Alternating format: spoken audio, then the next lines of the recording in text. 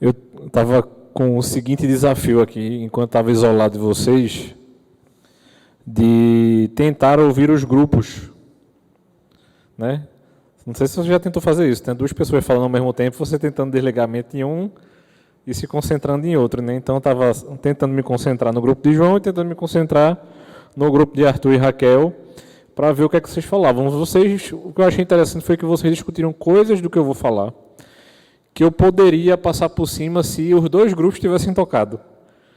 E o interessante é que os dois grupos tocaram em coisas diferentes e, inevitavelmente, eu vou ter que dar uma pincelada sobre isso. Mas, para a gente poder começar,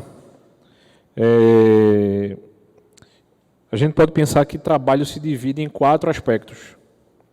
O primeiro deles é que existe um uso de energia destinado a vencer a resistência oferecida pelo objeto que se quer transformar. Ou seja, não existe trabalho sem intencionalidade. Você está trabalhando para algo. Certo? Esse é um primeiro aspecto. Segundo, o trabalho ele sempre se propõe a uma transformação. Então, você sempre vai ter um objeto e esse objeto precisa chegar em algum lugar. Sendo que esse objeto pode ser variado, né? Pode ser um objeto literalmente, ou pode ser uma ideia, ou pode ser uma coisa que você esteja trabalhando, né? Ele se torne um subproduto de um produto que já exista, certo? 3. Todo trabalho está ligado a uma necessidade, seja ela externa ou interna. E 4. O conceito de que o objeto sobre o qual trabalha é de algum modo aperfeiçoável mediante o emprego de determinada energia, ou seja, esforço e perseverança. Então, tudo isso aqui vai estar girando ao redor de alguma coisa. Alguém chegou para a gente e disse, você vai precisar trabalhar. Ninguém nasce aleatoriamente e diz assim, não, estou a fim de fazer, né, eu estava ouvindo um grupo aqui, estou a fim de fazer uma coisa. Não, ninguém vai ter essa aleatoriedade. Mas aí a gente fica se perguntando, isso surge onde? Então vai haver as contraposições a gente. Por exemplo, eu vi João falando de Gênesis. Vai existir um mandato ali. Agora, muita gente se perde no aspecto da questão pecaminosa. Você acha que eu trabalho sujo por conta do pecado? Porque se você acha que o trabalho surge por conta do pecado, você já está com a primeira ideia errada. O esforço do trabalho surge por conta do pecado, mas o trabalho não surge por conta do pecado. Se nós somos cooperadores, ou co-herdeiros, ou fugiu até a palavrinha que eu queria usar. Não é mordomo não, mas está ligado à mordomia. Se a gente é esse ser criado à imagem e semelhança, se Deus trabalha, se a Trindade trabalha, consequentemente a gente trabalha. Então, no céu haverá trabalho.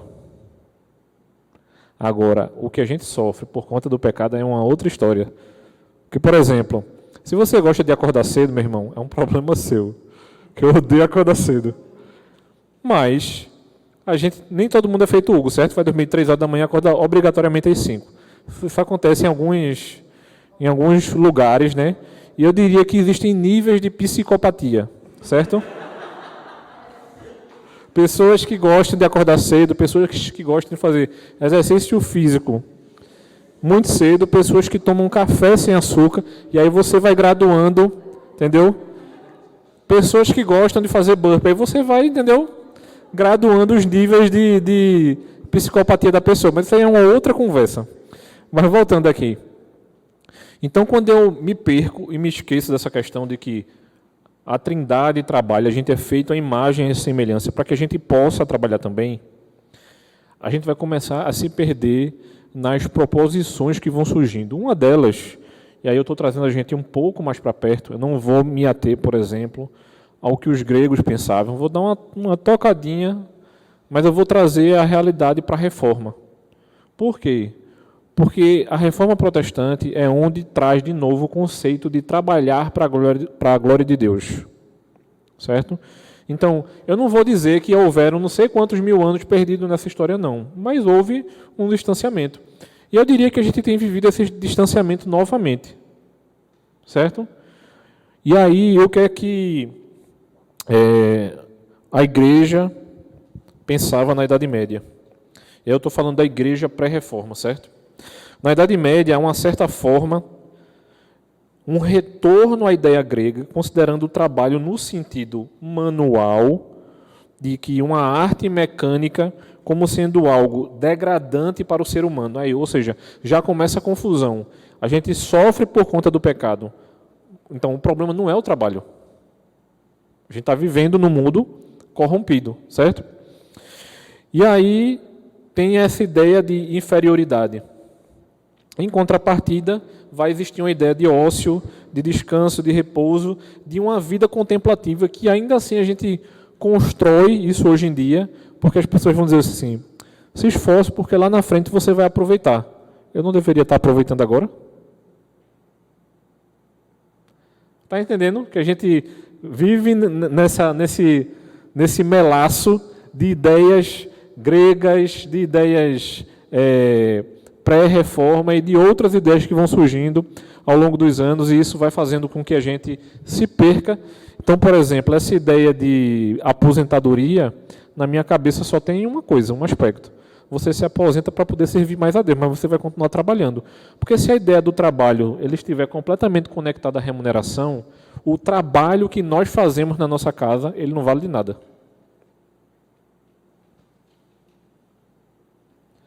Porque trabalho, ele não tem nada a ver com remuneração. A ideia do trabalho. Agora, o trabalho, em consequência, haver remuneração, aí é uma outra questão, certo? Mas eu vou voltar aqui e parar para que vocês entendam. Então, na visão de Tomás de Aquino, que é a visão da Igreja Católica, o que é que acontece? O trabalho era, no máximo, considerado eticamente neutro. Então, alguns considerariam ruim e outros vão dizer assim, não fede nem cheira. Mas, segundo a Igreja Romana, a finalidade do trabalho não é enriquecer, mas conservar-se na condição em que cada um nasceu, até que desta vida mortal passe a vida eterna. Então, para vocês terem ideia, não tinham muitas opções de trabalho na Idade Média. Então, a cultura da época dividia em 3 grupos. Então, haveria, isso está em grau de importância, certo? Então, haveria os oradores, ou seja, os clérigos, estava bem envolvido com a igreja, certo? Os defensores, ou os guerreiros, bem envolvido isso com a parte de defesa de um determinado grupo ou país, e na ideia de produzir riqueza também, né, confrontando as outras nações e relacionados a isso, e os lavradores.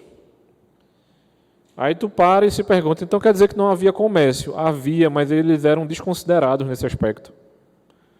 Então, se for pensar em consideração de trabalho, se a gente estivesse vivendo naquela época, a gente queria estar inserido em um desses 3 grupos.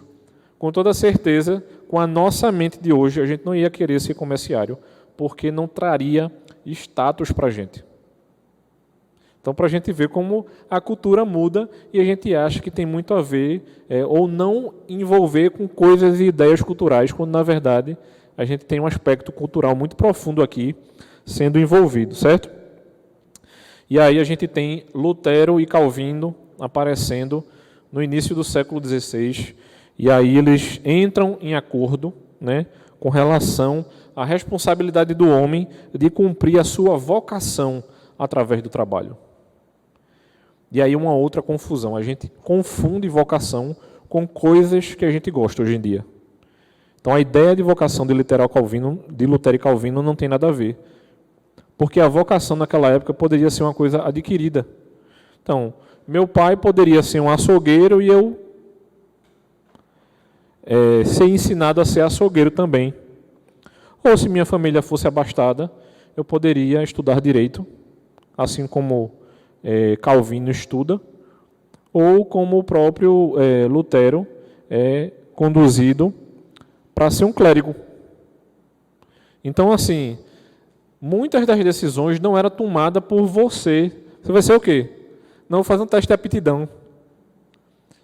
Eu diria que isso ele tem até o seu interesse, mas uma coisa que impactou minha vida, e isso faz exatamente 10 anos, eu estava no seminário já, e eu fui para uma viagem do seminário, e um belo dia, ouvindo uma pregação, e tipo assim, a gente estava numa cidade que não tem nada a ver aqui com a nossa cidade, a gente tem ido para essa cidade evangelizar, ajudar no trabalho de evangelização das igrejas presbiterianas, e o pastor pregando olhou para a cara da gente assim e disse assim: meu amigo, você quer casar? Vai vender banana. Eu diria que isso é uma boa expressão para dizer, dá teus pulos ou então te vira. E a gente vive uma ideia muito romantizada de trabalho hoje em dia. Não porque eu quero fazer não sei o quê. Quer ver uma coisa interessantíssima? Se você tem próximo a 20 anos, ou no início dos 20 anos, você tem tido a oportunidade de escolher novas profissões que há 10 anos atrás a gente não tinha. E você tem pessoas hoje com alguma formação ou tendo largado a faculdade para aderir a uma nova profissão. Porque algumas profissões não geram mais renda. Então, assim, ele pode até gostar. Eu ouvi até uma história aqui do grupo daqui, acho que foi Wilson, que ele disse assim: se eu fosse trabalhar com o que eu gosto, não sustentaria minha família. Então, alguns hobbies podem se tornar profissões, e algumas profissões podem ser que ela volte a ser hobby. Então, se eu tenho essa ideia, né, de vocação equivocada, muitas vezes eu vou estar brigando por coisas que eu não deveria. Então, vocação ele está muito mais envolvido a cumprimento de responsabilidade do que ligado a uma coisa que você gosta muito. E se você for parar para olhar a fundo, toda profissão tem uma coisa muito ruim. Uma coisa que eu gosto muito de falar com os jovens que estão em dúvida, né, em relação a que profissão escolher, ou se ele continua naquela profissão, dizer: meu amigo, pense o seguinte: tudo que você fizer tem algo muito ruim. Vai haver algo do seu trabalho que você não gosta de fazer. Então, aquela frase chinesa que eu também ouvi vocês falando aqui, é uma das maiores falácias que eu ouço. Por quê? Sempre haverá algo muito ruim no seu trabalho que você não vai querer fazer. Por exemplo, você pode gostar muito de ser médico, mas você pode odiar dar plantão. Por exemplo, médicos recém-formados trabalham muito mais em final de semana do que médicos com experiência. Por quê? Porque conforme o cara vai crescendo, o nome vai crescendo, ele vai dizendo assim: eu não trabalho mais dia tal e dia tal. Muitas vezes você vai ter uma profissão rentável e você pode estar pecando porque você quer manter o padrão e o status dos seus amigos de profissão, quando eles estão quebrando o 4º mandamento, por exemplo. Uma coisa é você ter uma profissão de misericórdia, isso está muito envolvido a saúde e segurança, certo? Quando você pensar em profissão de misericórdia, sempre associa a saúde e segurança e bens prioritários, certo? Porque, por exemplo, na minha infância, eu vivia tranquilamente, sem nada abrir no final de semana, a não ser hospital. Essa história de tudo abrir no domingo é uma coisa muito recente. Eu lembro que foi um fenômeno quando o shopping Recife, ou seja, não existia Rio Mar, não existia Itacaruna, não existia Plaza, não existia nenhum outro shopping, decidiu abrir no dia de domingo. Então, às vezes, a gente vai ser tentado a fazer isso porque os nossos amigos querem manter um padrão. Porque Deus não disse que você tem que ser médico e ter um poste na garagem, por exemplo. Por quê? Porque dentro dessa ideia aqui de Lutero e Calvino, ou seja, quando eles vão voltando, trazendo a ideia de volta para conceitos e aspectos bíblicos, eles estão trazendo a reboque outras coisas importantes também.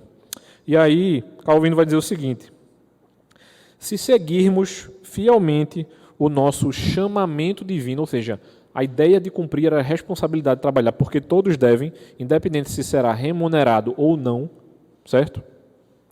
Receberemos o consolo de saber que não há trabalho insignificante ou nojento que não seja verdadeiramente respeitado e importante ante os olhos de Deus. Por quê? Se você, minha irmã, decidir ficar em casa, você está trabalhando tanto quanto seu marido. A única diferença é que seu marido está saindo de casa para poder remunerar a família. Não é remunerar ele, é remunerar a casa. E mesmo que os dois trabalhem, você vai pegar o montante, vai somar, e esse somatório, esse montante, é a remuneração do casal. Porque se vocês estão se tornando uma só carne, é uma só carteira, viu, irmão? Por mais que existam duas físicas. Então, isso aqui ele é importantíssimo. Então, Calvino, ele vai chegar para a gente e vai dizer o seguinte. Ele vai defender 3 princípios éticos fundamentais. Trabalho, poupança e frugalidade. Trabalho, né? A ideia de trabalho, realmente, propriamente dito. A ideia de poupança é a ideia de assistência e não de você se tornar a pessoa mais rica da igreja. É uma ideia muito conectada à diaconia. Então, é uma ideia de ajudar o próximo. Pense o seguinte, muito do que a gente vive no nosso país não são ideias bíblicas.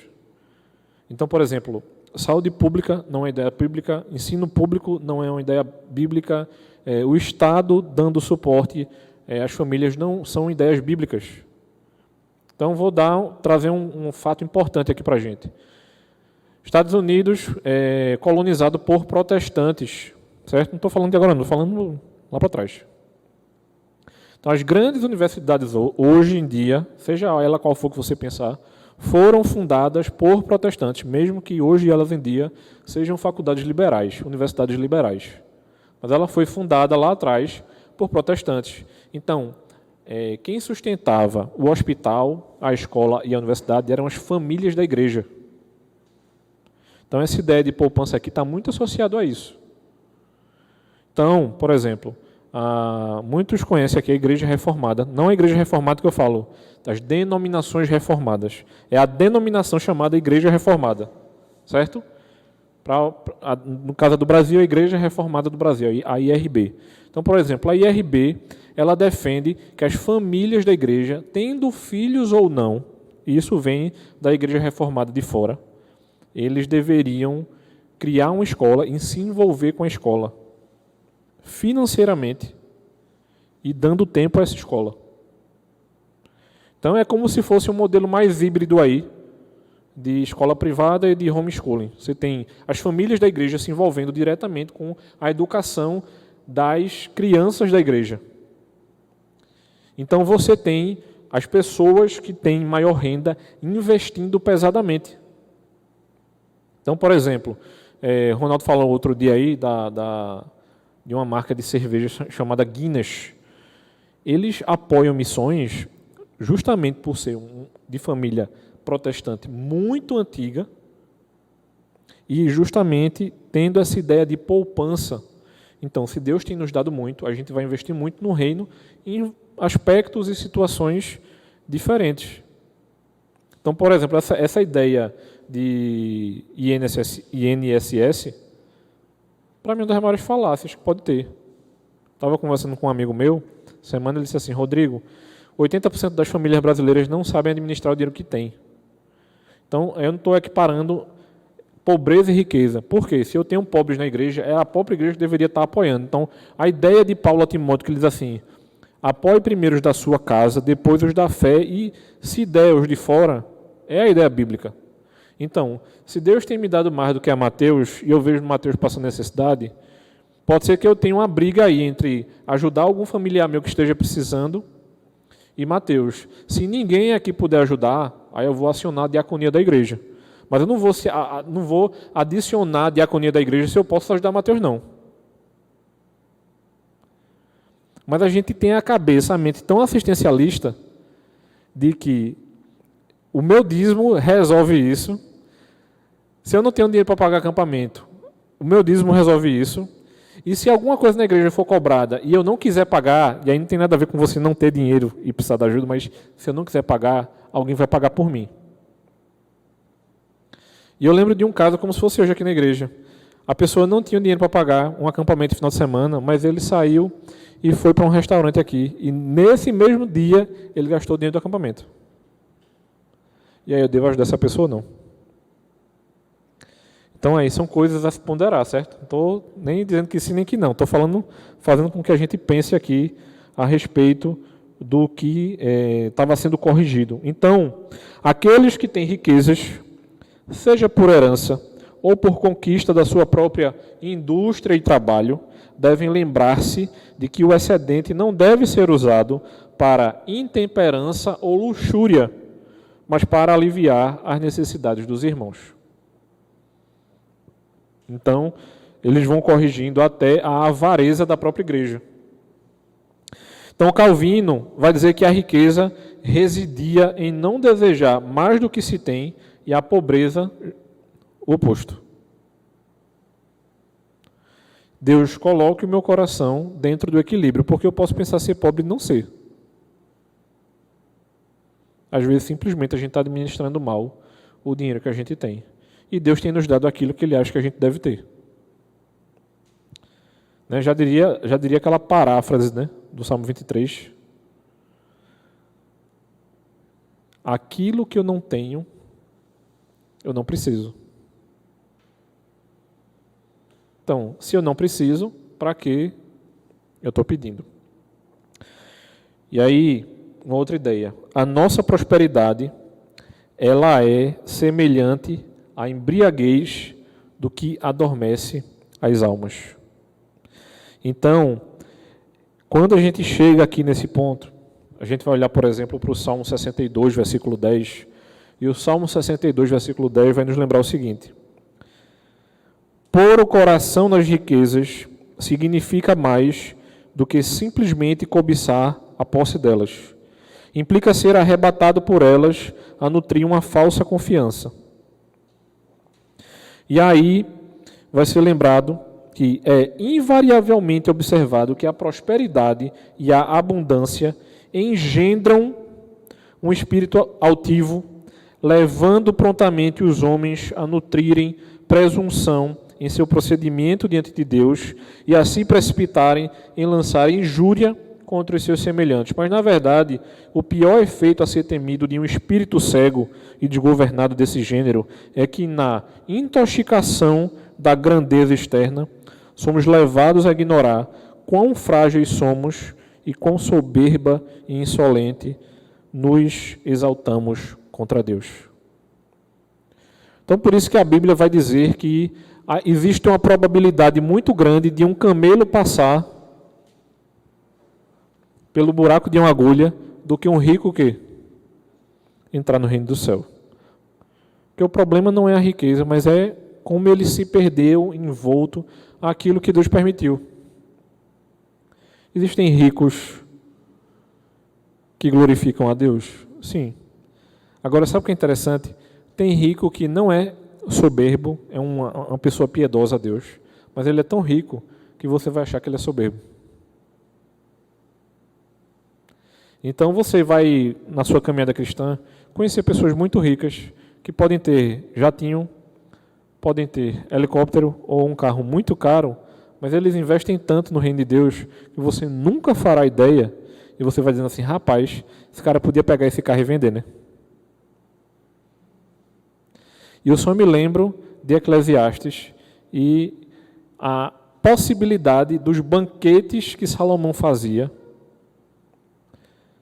mas o coração dele ainda atrelado ao Senhor, cuidando do povo como deveria ser cuidado, e Esdras e Neemias preocupado com os caras que estavam dando banquetes que não chegavam nem aos pés de Salomão, e aqueles homens chegam para esses homens ímpios dizendo assim, vocês não estão vendo o que o povo está passando, não? Vocês estão consumindo isso, vendo o povo passando necessidade? Então, assim, isso deveria ser uma recorrência do nosso coração a todo tempo. Por quê? A probabilidade é que vocês cresçam na profissão de vocês. E vocês podem se perder dentro desse crescimento. Então, o problema não é o dinheiro que chega à mão de vocês. É o que vocês farão com o dinheiro que chega na mão de vocês. Então, por exemplo, A ideia de auxílio não é uma ideia assistencialista. Se Mateus está precisando de dinheiro, eu vou ajudar ele pontualmente. Se eu vejo que a cada X meses ele vem pedir dinheiro para mim, aí eu tenho algum problema.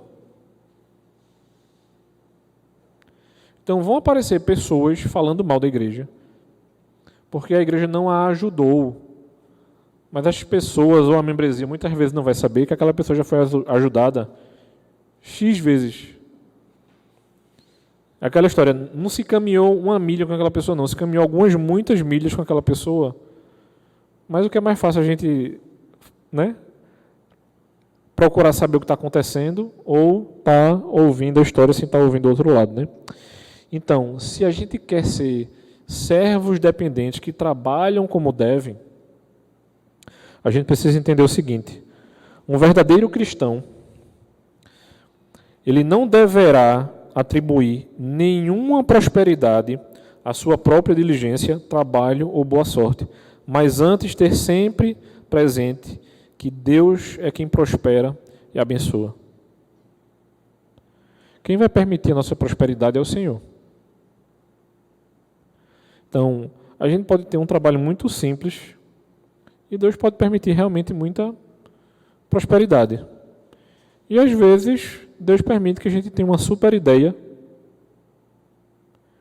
e seja colocado realmente muito dinheiro na nossa mão.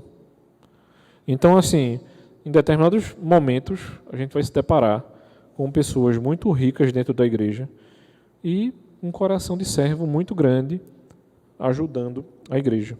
Então, por exemplo, não sei se você já ouviu falar, mas existe um livro de Max Weber chamado... agora deu um branco, deixa eu olhar aqui. Deixa eu olhar nas notas.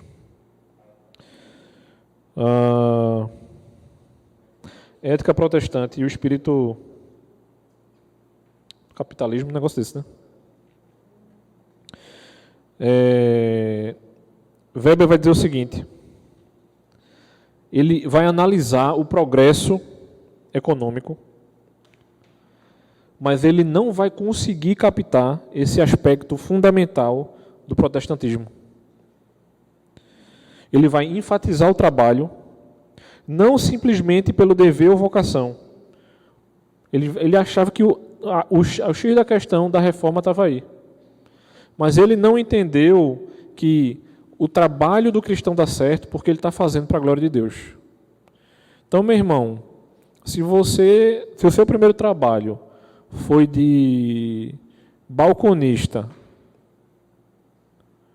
ou gari, você deve fazer tão para a glória de Deus, quanto se você se formou, tem um diploma e está fazendo para a glória de Deus. Porque, vê que interessante, muitos dos nossos pais não têm diplomas. Os primeiros concursos não precisavam de diplomas.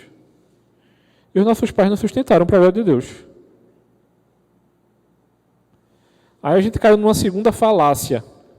Certo? Hoje em dia, o pessoal continua dizendo que a gente precisa de diploma, porque, querendo ou não, a educação é uma indústria. Mas dependendo do curso técnico que você fizer, talvez você ganhe mais dinheiro do que se você fizer uma universidade.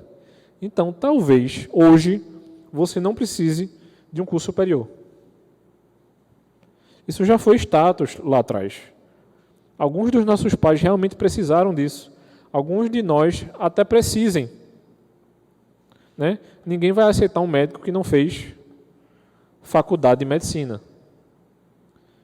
Mas talvez uma pessoa com experiência profissional administrativa seja mais capaz do que uma pessoa que acabou de sair do curso de administração. Diz. Eu acho que também é uma questão de orgulho. Eu escutei muito já vários pais falando, não, e avós, quero ver meu filho formado, quero ver meu neto formado. Eu não diria nem orgulho, mano. Para e pensa. Isso foi uma coisa vendida para os nossos pais. Eu tive amigos que ele foi a primeira pessoa com curso superior da família. Então não tem só orgulho envolvido aí, não. Tem muita coisa. Então, por que você tem doutores hoje desempregados? Não estou falando doutor médico, não, tá certo? Estou falando doutor, realmente doutor. Né? Mestre, doutor. Né? Nem advogado.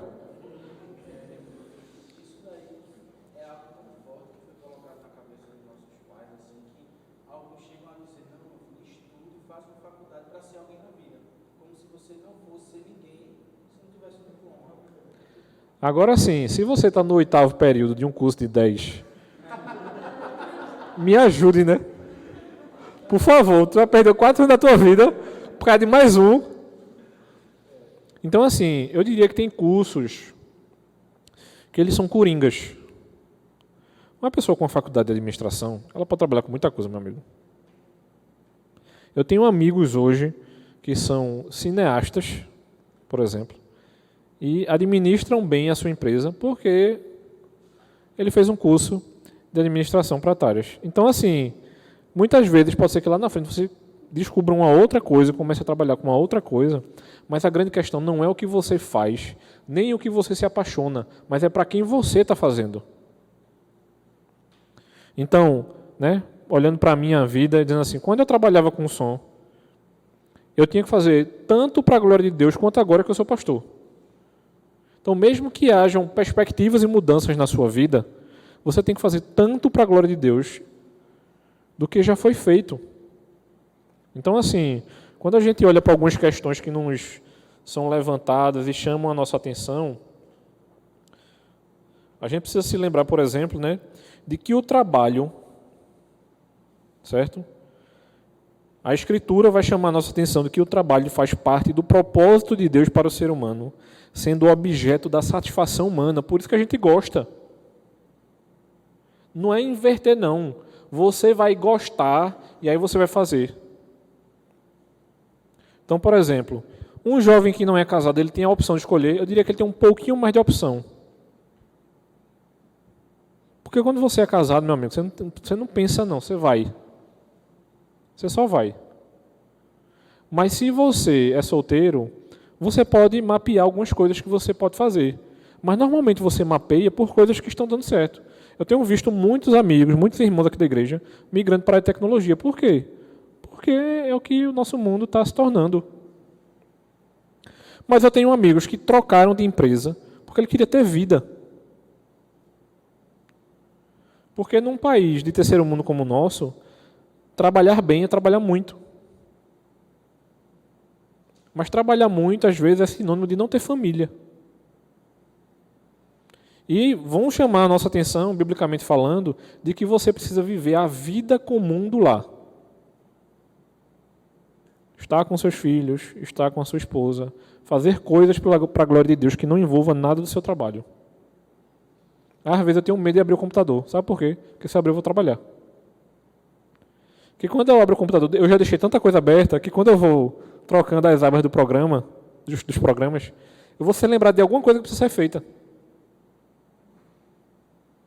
Então, assim, muitas vezes a gente é tentado, né, a levar trabalho para casa, por exemplo. E às vezes vai precisar. Por exemplo, se você fizer ciências contábeis, tem um negócio abençoado chamado balancete.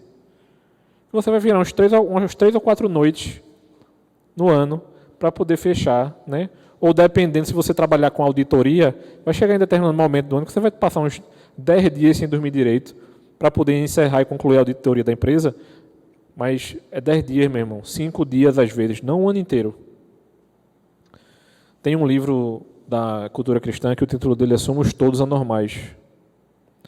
E aí ele conta o caso de um irmão formado em Direito, que ele diz assim, próximo final de semana eu vou poder. Não, próximo final de semana eu vou poder. Próximo final de semana eu vou poder. Próximo final de semana teve um infarto. E aí?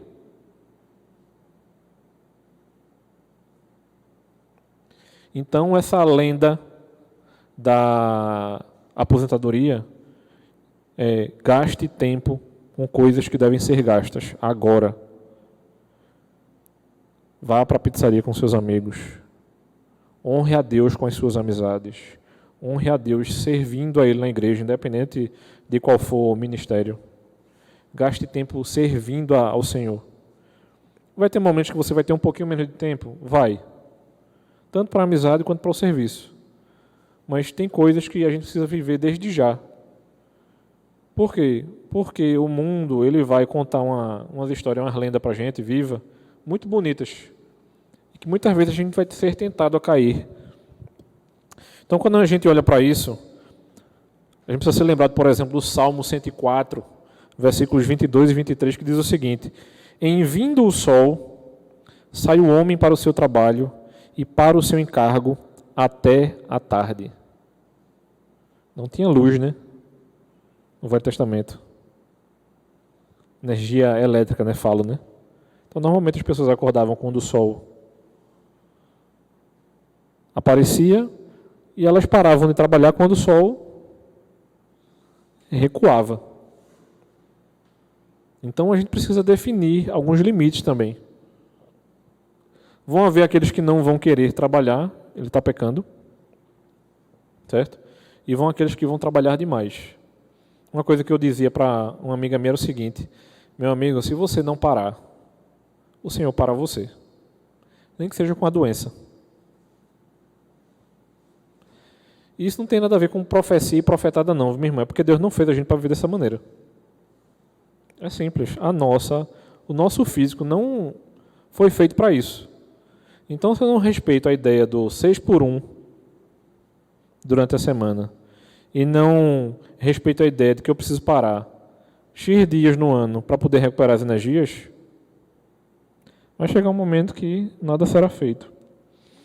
Então, Paulo vai chegar para a gente, tanto em Colossenses quanto em Efésios, e vai nos lembrar o seguinte: e tudo o que fizerdes, seja em palavra, seja em ação, fazei-o em nome do Senhor Jesus, dando por ele graças a Deus.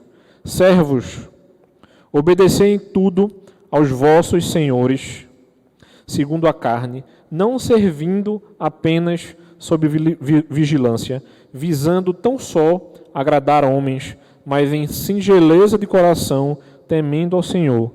Tudo quanto fizerdes, fazei-o de todo o coração, como para o Senhor e não para homens, cientes de que recebereis do Senhor a recompensa da herança. A Cristo, o Senhor, é que estáis servindo, pois aquele que faz injustiça receberá em troco a injustiça feita, e nisto não há acepção de pessoas. Senhores, tratai aos servos com justiça e com equidade, certos de que também vós tendes Senhor no céu. Então, mesmo que aconteça problema no nosso trabalho, se a gente é realmente filho, o Senhor está nos assistindo. Seja em qual aspecto ou nível. Colossenses 3, 17, 22 e 4, 1. Né, do 22 até o início do 4. Então, assim, a gente precisa ser lembrado de que o Senhor tem cuidado do seu povo. Inclusive, por exemplo, em momentos de que pessoas foram feitas escravas. O Senhor não deixa de assistir o seu povo em momento algum, não, irmãos. Então, seja em momentos extremos de escravidão, por exemplo, ou em momentos mais sutis, o Senhor tem cuidado do seu povo. Por exemplo, uma coisa que eu acho que eu não vejo respaldo bíblico, CLT. Leis que regulamentam o trabalho. Então, Rodrigo, como é que a gente resolve o outro extremo, né? A usura, a usurpação do funcionário e tudo mais. Empresas, né, ou associações, ou órgãos reguladores. Precisa alguém para regular, mas não alguém para usurpar dos dois lados. A gente vai ter empresas sendo usurpadas por funcionários, e normalmente é o que tem acontecido. A gente vai ter o outro lado também, né? Empresas usurpando os funcionários, né? Funcionários gerando problema para a empresa e empresa gerando problema para o funcionário. Então, a lei, ou a palavra nos lembra de que precisa haver equilíbrio. Se você chefia, você precisa cuidar das pessoas como você é cuidado por Deus. Se você é funcionário, você precisa obedecer a seu chefe assim como o Senhor, né, pede para que você o obedeça, como bem nos lembra aqui. Então, um comentarista bíblico, olhando para 1 Timóteo, por exemplo, 6, ele vai dizer o seguinte: o trabalhador deve fazê-lo como se fosse para Cristo. Nós não trabalhamos pelo pagamento, nem por ambição, nem para satisfazer a um amor terreno. Trabalhamos de tal maneira que possamos tomar cada trabalho e oferecê-lo a Cristo. Seria tão bom que a gente pudesse trabalhar e não pensar na remuneração. Mas das duas, uma, né? Ou o nosso chefe vai nos usurpar, ou a gente vai ser sempre tentado no nosso coração a trabalhar pensando nisso. Então, lamentavelmente, o conceito protestante de trabalho do pensamento moderno foi secularizado. Isso aqui é importantíssimo, porque a partir do momento que a gente tem um conceito secularizado, abandonado aos poucos a concepção religiosa que deu suporte à nossa ética judaico-cristã, a gente tornando-se agora apenas uma questão de racionalidade e não necessariamente de vocação ou de glorificação a Deus. Então perdeu-se a infraestrutura e ficou-se apenas com a superestrutura. Então, se eu perdi o princípio e continuei com o conceito, a gente tem um conceito que tem um buraco. E dentro desse buraco a gente vai preencher com alguma coisa. E muitas vezes a gente tem preenchido com uma ética que não é uma ética judaico-cristã. Se não é uma ética judaico-cristã, a gente tem preenchido com conceitos seculares. E isso é um problema para a nossa geração. E aí é quando eu vejo vocês, muitas vezes, se perdendo por coisa que você quer fazer. Por exemplo, não, eu amo cantar. Diz, mano, arruma um emprego. Por quê? Cantar não vai te dar o que agora? Dinheiro. Então, por mais que você ame, talvez você nunca seja um cantor profissional. E se for, meu amigo, você vai ralar, viu? Que ou racinha para sofrer, é músico que não é famoso. Ou então jogador de Série D, né? Mesma coisa. Vocês acham que todo mundo é Neymar, por exemplo, ou Ivete Sangalo, que vai ganhar milhões de dinheiros por ano? Eu fico pensando o quanto de dinheiro Ivete Sangalo ganha só com o YouTube. Não estou considerando mais nada, só a monetização do YouTube. Entra, por curiosidade, quando terminar aqui, entra num qualquer vídeo de Ivete Sangalo e vê quantos milhões de visualizações ela tem. E está tudo monetizado, amigo. Por isso que todo Instagram ele tem um canalzinho do YouTube. Quem vai dar dinheiro a ele é o YouTube. Não é outro lugar, não. Então, se o homem ele é criado à imagem e semelhança, se ele é um artífice que constrói, transforma, modifica, a sua vida deveria ser um eterno devir que se realiza no fazer como expressão do seu ser. Ou seja, se você deixar de trabalhar, significa que você deixou de utilizar parte da sua potência, que é equivalente a deixar parcialmente de ser homem. Ou, em outras palavras, isso seria uma desumanidade. Ou, como bem diz Paulo, se você não quer trabalhar, que não coma. É fácil, está tudo resolvido. Ou você acha que alguns irmãos não tiveram essa ideia no Novo Testamento e não queriam viver de oferta? Então Deus nos chama a termos esse ímpeto, porque a gente precisa cumprir a nossa vocação, servindo primeiramente a Deus. Então o nosso chamado, antes de qualquer outra coisa, é honrar e glorificar a Deus. E isso não nos torna pessoas ingênuas. Se estiver ocorrendo usurpação contra a nossa pessoa, a gente vai ter que procurar as pessoas devidas para reclamar a respeito disso. Então, o fato de a gente ser crente não significa que a gente vai estar calado o tempo inteiro. Vão ter coisas que a gente vai resolver somente por oração. Vão ter coisas que Deus vai pedir que a gente ore e haja. Certo? Esse é um aspecto. Um outro aspecto é o seguinte: isso não significa também que a gente não possa buscar lugares melhores para que a gente trabalhe. Então, mais dinheiro nem sempre significa ser um lugar melhor. Né? Eu diria que os não crentes hoje têm tido mais sabedoria em procurar lugares que remuneram menos, mas que dê mais qualidade de vida do que a gente. E qualidade de vida que o descrente quer é se envolver com alguma coisa que não tem nada a ver com o evangelho. E muitas vezes a gente não tem esse tipo de sagacidade. Mas o descrente faz isso porque ele quer se tornar um atleta amador, ou porque ele quer se envolver com alguma coisa relativa à caridade. Então, muitas vezes, ele vai diminuir a carga horária dele de trabalho para se envolver com alguma coisa, porque a gente foi feito para isso. Mas sendo que a pessoa que não vive essa ética judaico-cristã, ele vai pegar esse poder e vai colocar para outra coisa. que não aquilo que Deus chamou a gente para fazer. Isso também não impede que eu e você não possa querer ser reconhecido pelo trabalho que faça. Porque a gente pode estar sendo realmente mal remunerado. Então uma coisa é o seguinte, você sendo estagiário aprendendo a trabalhar. Certo?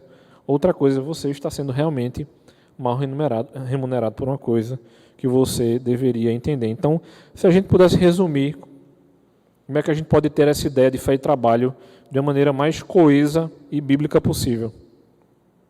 A maneira como a gente trabalha reflete a nossa vida espiritual. Isso a gente vai encontrar lá em Efésios 6. Certo? Efésios 6, versículos de 5 a 7. A gente precisa se lembrar também de que a guarda do sábado é precedida por 6 dias de trabalho, como bem nos lembra Êxodo capítulo 20, versículo 9. E o descanso é para quem trabalha. Se você descansou 6 dias, trabalhe o 7º. Mas não é o domingo não, viu, irmão? Então, se a gente pudesse pensar numa outra questão, é a respeito da justiça divina. Não se esqueça disso. Isaías capítulo 64 nos lembra disso. Deus cuida dos seus e deve ser a tônica da relação patrão-empregado e empregado-patrão. Certo? Então a base para esse relacionamento é a certeza de que quer sejamos empregados, quer sejamos patrões, todos temos o mesmo Senhor no céu. Isso a gente vai ser lembrado tanto em Efésios 6, 9, quanto em Colossenses 4, 1. Então, a possibilidade real desta prática está no fato de sermos guiados e capacitados pelo Espírito. Ok? Alguém quer perguntar alguma coisa? Fale agora ou cale-se para sempre.